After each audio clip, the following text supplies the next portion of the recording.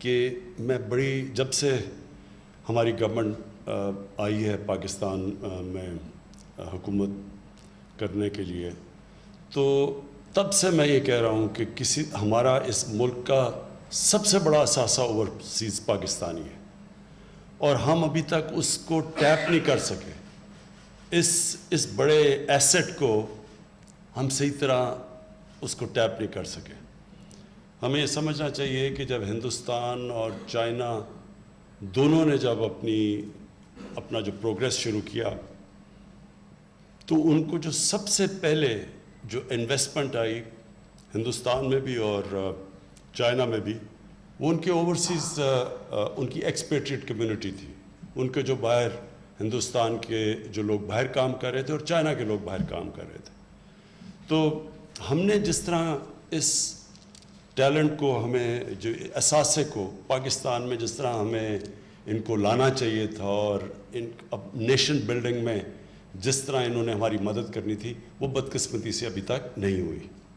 تو یہ ایک بہت بڑا پہلا قدم ہے اور بڑا قدم ہے، بیکاز یہ جو روشن ڈیجیٹل اکاؤنٹ یہ جو شروع کیا آج آپ نے، یہ ایک موقع دیتا ہے پاکستانیوں کو پارٹیسپیٹ کرنے کا پاکستان کی بزنسز میں۔ ہماری جو ابھی بہت بڑا انیشیٹو ہمارا کنسٹرکشن کا ہے، جو پاکستان کی تاریخ میں سب سے بڑے 2 پروجیکٹس ہیں، اور بھی بڑے ہیں، بادشاہ ڈیم بھی ہے، مومند ڈیم ہے، ہماری ML1 پہلی دفعہ پاکستان کی تاریخ میں ایک نئی ریلوے بنانے لگے ہیں،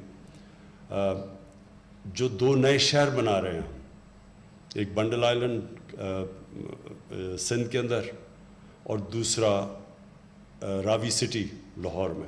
یہ بہت میگا پروجیکٹس ہیں۔ ان سب میں ہمیں اوورسیز پاکستانیز کو ہم نے پارٹیسپیٹ کروانا ہے، انہوں نے شرکت کرنی ہے اس میں۔ ابھی حفیظ نے آپ کو بتایا کہ پاکستان کے چیلنجز کیا تھے۔ چیلنجز پاکستان کے سب سے بڑے یہ ہے کہ ہمارے اتنے قرضے چڑھے ہوئے ہیں کہ ہم جتنا بھی پیسہ اکٹھا کرتے ہیں تقریباً آدھا چلا جاتا ہے قرضوں کی قسطوں کے اوپر۔ تو جو ملک کے لیے پیسہ بچتا ہے وہ کافی نہیں ہے۔ تو اس کا صرف ایک ہی طریقہ ہے کہ ہم ویلتھ کریشن کریں، ہم اپنی ملک کے اندر اکنامک ایکٹیویٹی اتنی کریں کہ ہمارے پاس پیسہ اتنا آ جائے کہ ہم یہ قرضے واپس کر سکیں۔ تو اس کے لیے بھی یہ جو ہمارا کنسٹرکشن کا پورا پیکیج ہے، اس کا مقصد ہی یہ ہے کہ یہ جو 2 بڑے شہر ہیں، اس میں اتنی زیادہ اکنامک ایکٹیویٹی ہو، کیونکہ کنسٹرکشن میں جیسی شروع ہوتی ہے 30 ریلیٹڈ انڈسٹریز ہیں جو کہ ایک دم چلنی شروع ہو جاتی ہیں۔ تو اس سے جو سارا اکانومی کا پہیہ چلے گا، اس سے انشاءاللہ جو ہماری ریونیوز بڑھیں گے، ویلتھ کریٹ ہوگی، اور انشاءاللہ اس سے پھر ہم قرضے واپس کرنے کی ابیلٹی رکھیں گے، ہمارے پاس صلاحیت ہوگی۔ اور دوسرا جو ایشو انہوں نے بات کی وہ یہ کہ اس ملک میں جو ہماری جب گورنمنٹ آئی تو سب سے بڑا ٹریڈ گیپ تھا، امپورٹ اور ایکسپورٹ کے اندر $40 ارب کا گیپ تھا۔ ہم $20 ارب کی ایکسپورٹ کر رہے تھے اور $60 ارب کی امپورٹ کر رہے تھے تقریباً۔ تو یہ اتنا بڑا تاریخی جو ٹریڈ گیپ تھا، جو اور کرنٹ اکاؤنٹ ڈیفیسٹ بھی تاریخ تھا، $20 ارب ریمیٹنسز نکال کے بیچ میں سے۔